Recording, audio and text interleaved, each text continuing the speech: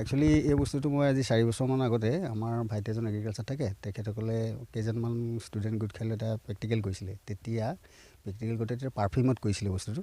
পাৰফিউমত কৰোঁতে তেতিয়া সিমান এটা আৱাজ নিদিছিলে। তাৰপাছতে এতিয়া আমি ইউটিউবত চাই দেখিছোঁ যে এইটো কাৰ্বাইড দি পেলাই, কাৰ্বাইড দি কৰিলে বেছি আৱাজ দিয়ে। সেইটো কাৰণে মই সেই একে পদ্ধতিয়ে আগতে বনাই থকাটোকে আকৌ তাত কাৰ্বাইড দি ইউজ কৰিছোঁ। এতিয়া মানে শব্দৰ লগত জুই দুটা বস্তু একেলগে স্পাৰ্ক হৈ যোৱাৰ কাৰণে আপোনাৰ বান্দৰখিনি লগে লগে ইয়াৰ পৰা পলায়।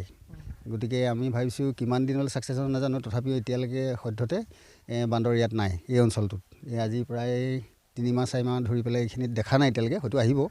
গতিকে ভাবিছোঁ এইটোৰ পৰা আমি অকণমান ছাকচেছ হ'ব পাম। আৰু মই ভাবিছোঁ যে এইটো বস্তু যদি প্ৰতি ঘৰে প্ৰতি হয়, প্ৰতি ঘৰত যদি এটা আৱাজ থাকে, তেতিয়াহ'লে হয়তো বান্দৰবোৰ নাযাব নেকি, মানে এটা প্ৰেক্টিকেল কৰি আছোঁ।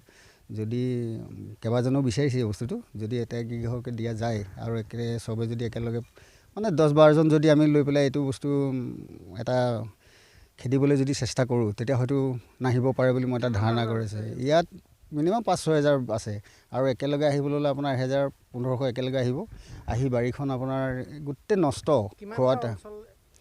ইয়াৰ অঞ্চল মিনিমাম আপোনাৰ 7খনমান গাঁও আছে। 7খন গাঁৱত আপোনাৰ ক'তো একো নাই, মানে অমিতা গছ পৰ্যন্ত নাই। ইয়াত ধৰি লওক মিনিমাম 2000 পৰিয়াল আছে, বেছিয়ে হ'ব তাতকৈও। কিন্তু হ'লেও খেতি কৰা হিচাপে প্ৰায় 1000মান খেতিয়ক, মানে কমপ্লিট পাৰ্মানেণ্ট খেতিয়ক আছিলে, তেখেতসকলে এতিয়া খেতি কৰিবলৈ বাদ দিছে। কাৰণ মানে ৰখি থাকিব, ধৰি লওক এমাহৰ পাছত গছটো মেচিয়ৰ হ'ব, সেই সময়তে আহি পেলাই গোটেই বাৰীখন অনিষ্ট কৰি দিব আৰু মানুহজন হতাশ হৈ যায়। আৰু বহুত টকা ইনভেষ্ট কৰি পেলাই তেখেতসকলে এইটো কাম কৰে, কষ্টটো কষ্টই, পইচা পাতিও ইনভেষ্ট হয়।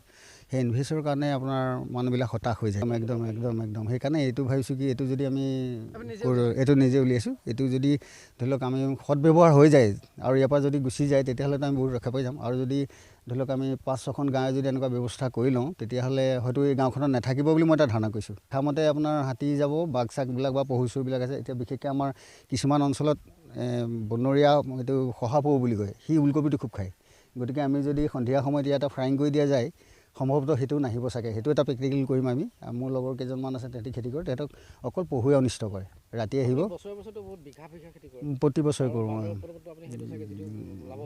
নাই হোৱা 50%, মানে তেহেঁতৰ লগত আধি কৰাৰ নিচিনা হয়।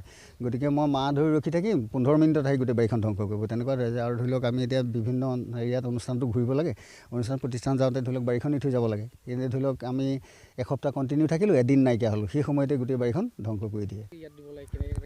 এইটো বস্তু আচলতে আপোনাৰ প্ৰথম কথা হ'ল এই PVC পাইপকেইডাল লাগিব। PVC পাইপৰ লগতে আপুনি কাৰ্বাইড লাগিব, আৰু কাৰ্বাইডৰ পৰিমাণ বেছি হ'ব নালাগিব। কাৰ্বাইডৰ পৰিমাণটো বেছি হৈ গ'লে এইটো ব্ৰাষ্ট হৈ যাব। আৰু আমি শেষত এটা লাইটাৰ দিছোঁ, তাত যেতিয়া অকণমান পানী দিয়াৰ লগে লগে কাৰ্বাইডটো গলিবলৈ ষ্টাৰ্ট কৰে, আৰু গলিবলৈ ষ্টাৰ্ট কৰোঁতে তাত এটা গেছ ফৰ্ম হয়। সেই গেছটো লাইটাৰটোৱে পুৰিবৰ কাৰণে লাইটাৰটো মাৰি দিয়াৰ লগে লগে এইটো এটা ভীষণ আৱাজ হয়, লগতে জুই ওলাই যায় ফ্ৰণ্টেদি আৱাজৰ লগতে। কিন্তু ভয় খুওৱাহে, বান্দৰ মৰা নহয় বস্তুটো। ইয়াক অকল ভয় খোৱা, পলাই পতং শব্দতহে যাবহি, কিন্তু বান্দৰ নমৰে। এইটো বান্দৰ মৰাৰ ব্যৱস্থা নাই তাৰমানে ইয়াত, সিহঁতক ভয় খোৱাৰ ব্যৱস্থা। গতিকে পলাই পতং দিব। এতিয়া কিমান দিনলৈ ভয় খায় সেইটো আৰু সময়ে ক'ব।